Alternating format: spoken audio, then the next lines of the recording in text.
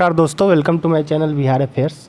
हमारे देश के प्रधानमंत्री मोदी जी अभी 3 देशों की यात्रा करके लौटे हैं। पहले जापान में G7 अटेंड किया, जहाँ पे बाइडन ये कहते हुए नज़र आए कि तुम हमारे लिए मुसीबत बन गए हो। हालांकि उन्होंने लाइटर नोट पे किया था मोदी जी के पॉपुलैरिटी देखते हुए। वहीं जापान से वो पपुआ न्यू गिनी गए, वहाँ पे उनका भव्य स्वागत हुआ और वहाँ के पीएम मोदी जी के पैर छूते हुए नज़र आए। इसके बाद बारी थी ऑस्ट्रेलिया की। ऑस्ट्रेलिया में भी उनका भव्य स्वागत हुआ और फिर वहाँ के इंडियन डायस्पोरा से मिलने मोदी जी, वहाँ पे जो भी भारतीय रहते हैं, और वहाँ पे पीएम मोदी जी का गुणगान करते हुए नज़र आए वहाँ के प्रधानमंत्री। आप इस वीडियो को देखिए।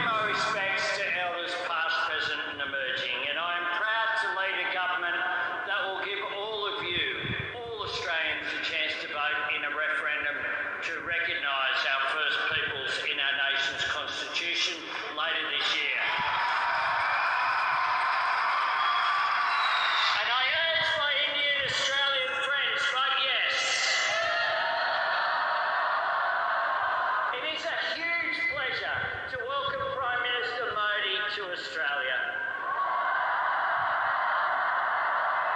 In just my first year as Prime Minister, which I'm celebrating today,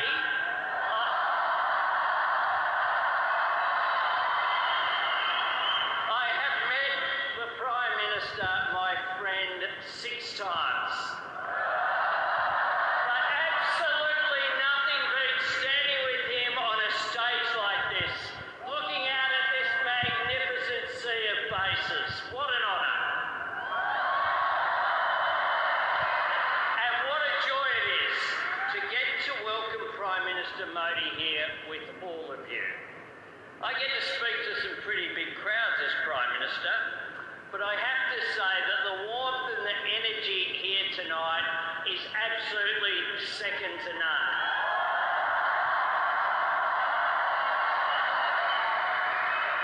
I said to my friend the Prime Minister before, the last time I saw someone on the stage here was Bruce Springsteen, and he didn't get the welcome that Prime Minister Modi has got.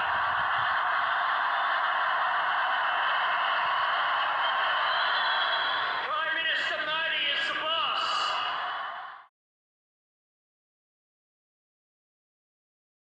Video में आपने देखा है, PM Modi को कहा जा रहा है कि मोदी इज़ द बॉस।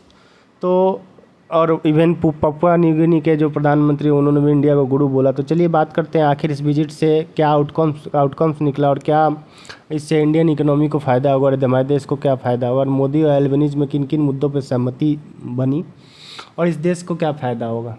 तो चलिए पहले आसान भाषा में समझते हैं। पहले तो माइग्रेशन डील हुआ इंडिया और ऑस्ट्रेलिया के बीच में। तो इसको लेके ये डील हुआ ताकि दोनों देशों का इकोनॉमिक कोऑपरेशन बढ़े रिगार्डिंग वीज़ा इशू। जब भी हम लोग एक देश से दूसरे देश जाते हैं तो वीज़ा का इशू होता है, उसको नॉर्मलाइज करने के लिए ये माइग्रेशन डील हुआ ताकि लोग यहाँ से आसानी जा सके, ऑस्ट्रेलिया के लोग इंडिया आ सके। और इसको लेके एक स्कीम भी लॉन्च किया गया है, मेट्स, जो कि मेट्स है mobility arrangement for talented early professional and schemes.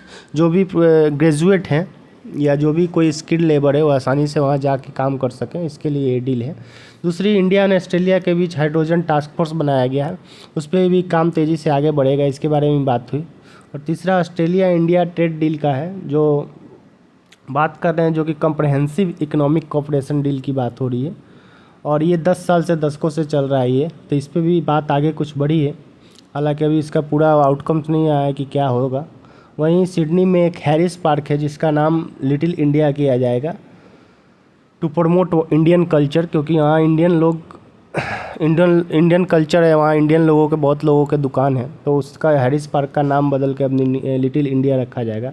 वहीं टेम्पल जो कि खालिस्तानी एक्सट्रीमिस्ट हैं उनके द्वारा वेंडलाइज किया गया है, बहुत सारे न्यूज़ आ रहे थे लगातार ऑस्ट्रेलिया से, उस पर भी मोदी जी ने बात की है। वहीं इंडिया और ऑस्ट्रेलिया के बीच ECTA है, मतलब economic and cooperation trade agreement जो कि चल रहा है वो भी है। और इंडिया जो भी इंडियन गुड्स पे हैं उस पर 0 कस्टम ड्यूटी के साथ ये ऑस्ट्रेलियन मार्केट को एक्सेस कर पाएंगे और इससे इकोनॉमिक्स प्लस ट्रेड बढ़ेगा।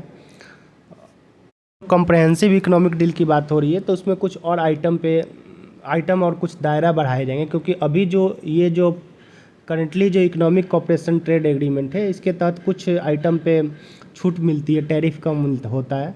बाकी जब ये कॉम्प्रहेंसिव इकोनॉमिक ट्रेड डील हो जाएगी तो उसके बाद बहुत सारे आइटम पे ये कस्टम ड्यूटी और टैरिफ पे फ़ायदा मिलेगा इंडियन गुड्स को। तो इस पे भी बात हुई। और जो भी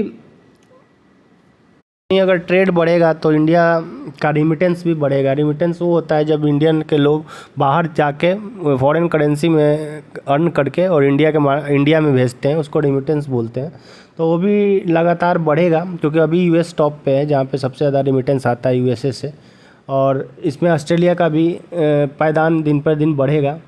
इवन मोदी जी ने वहाँ के प्रधानमंत्री को इनवाइट भी किया है, क्योंकि 2024 में इंडिया में वर्ल्ड कप होने वाला है, उसके लिए उन्होंने इनवाइट किया है। तो ओवरऑल ये विजिट बहुत ही सक्सेसफुल रहा। और आगे देखिए जो भी अपडेट आएगा मैं आपके साथ ज़रूर अपडेट करूँगा। लेकिन ये अभी इंडिया और ऑस्ट्रेलिया का जो